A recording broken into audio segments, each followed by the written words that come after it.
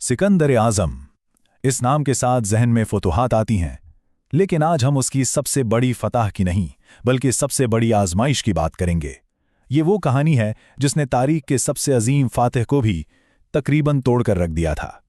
है ना दिलचस्प बात, तारीख का इतना अहम मोड़, लेकिन इसके बारे में कोई एक मुकम्मल सफ़ा आपको नहीं मिलेगा। इसकी वजह यह है कि ये कहानी किसी एक किताब में नहीं बल्कि तारीख के बिखरे हुए औराक में छुपी हुई है। तो आइए आज इन टुकड़ों को जोड़ते हैं और देखते हैं कि पूरी तस्वीर क्या बनती है। आज का हमारा मौजू यही सवाल है, जब इंसान का मुकाबला किसी फौज से नहीं बल्कि खुद फितरत से हो जाए तो नतीजा क्या निकलता है। चलें इस तारीखी सफ़र को शुरू से देखते हैं। साल है 325 कब्ले मसीह। सिकंदर की फौज हिंदुस्तान से लौट रही है। ये वही फौज है जिसने आधी दुनिया फतह कर ली थी, लेकिन अब ये थक चुकी है। सालों की लड़ाइयों ने इन्हें थका दिया है और अब सबकी आंखों में बस एक ही ख्वाब है, घर वापसी। लेकिन सवाल ये था कि आखिर वापसी का रास्ता कौन सा होगा। देखिए, सिकंदर कभी भी आसान रास्तों के लिए नहीं जाना जाता था। वापसी के लिए भी उसने एक ऐसा मंसूबा बनाया जो किसी जुए से कम नहीं था। एक ऐसा मंसूबा जो या तो तारीख में अमर हो जाता या फिर सब कुछ तबाह कर देता।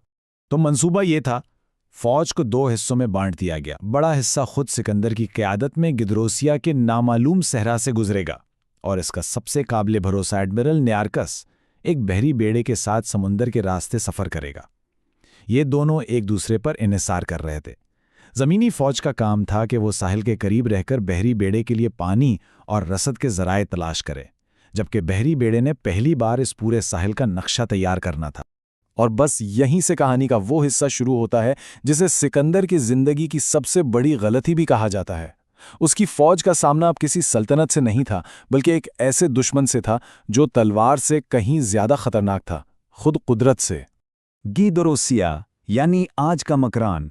ये नाम याद रखिएगा, क्योंकि इस कहानी में ये सिर्फ एक जगह नहीं बल्कि खुद एक किरदार है। एक ऐसा बेरहम सहरा जो सिकंदर की अजीम उशान फौज को निगलने के लिए पूरी तरह तैयार था। जो कुछ वहां हुआ वो किसी डरावने ख्वाब से कम नहीं था। दिन में सूरज आग बरसा रहा था, पानी का एक कतरा तक नहीं था। भूख से तंग आकर सिपाही जहरीले पौधे खाने लगे, और जब कभी कोई खुश्क नदी आती तो अचानक सैलाब सब कुछ बहाकर ले जाता।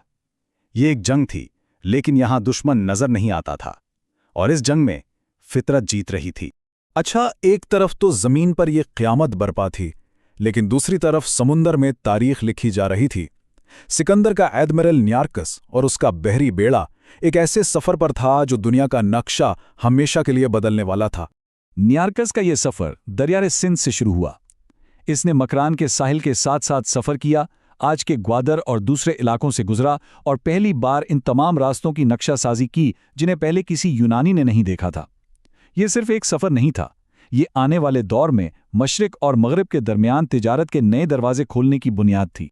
आखिरकार महीनों की इस अजियत के बाद फौज के दोनों हिस्से आपस में मिले, लेकिन ये कोई जश्न का मौका नहीं था। सिकंदर की फौज का बहुत बड़ा हिस्सा सहरा की भेंट चढ़ चुका था। इस मुहिम की कीमत बहुत बहुत ज्यादा थी। देखें, सिकंदर सिर्फ एक जंगजू नहीं था, वो एक शहर बसाने वाला भी था। उसने अपनी पूरी सल्तनत में 70 से ज्यादा शहरों की बुनियाद रखी। उसका विजन सिर्फ फतह करना नहीं था बल्कि नई तहजीबें कायम करना और नए रास्ते बनाना भी था। और इस बात का सबसे बड़ा सबूत यह है कि इस खौफनाक मार्च के दौरान भी जब उसकी फौज मर रही थी, उसने मौजूदा लसबेला के इलाके में एक नए शहर की बुनियाद रखी जिसका नाम था अलेक्जेंडर इन ओरेटाई। जरा सोचें, बदतरीन हालात में भी तामीर का ये जज्बा। तो आखिर में इस मुहिम से हासिल क्या हुआ? 3 बड़ी चीजें। एक, नियार्कस ने हिंदुस्तान से मगरिब तक एक नया समुद्री रास्ता खोल दिया। 2, यूनानियों को दुनिया के इस हिस्से के बारे में वो मालूमात मिली जो पहले कभी नहीं थी। और 3, इसकी इंसानी कीमत इतनी ज्यादा थी कि इसने ये भी दिखा दिया कि सिकंदर की फौज भी नाकाबिले शिकस्त नहीं थी।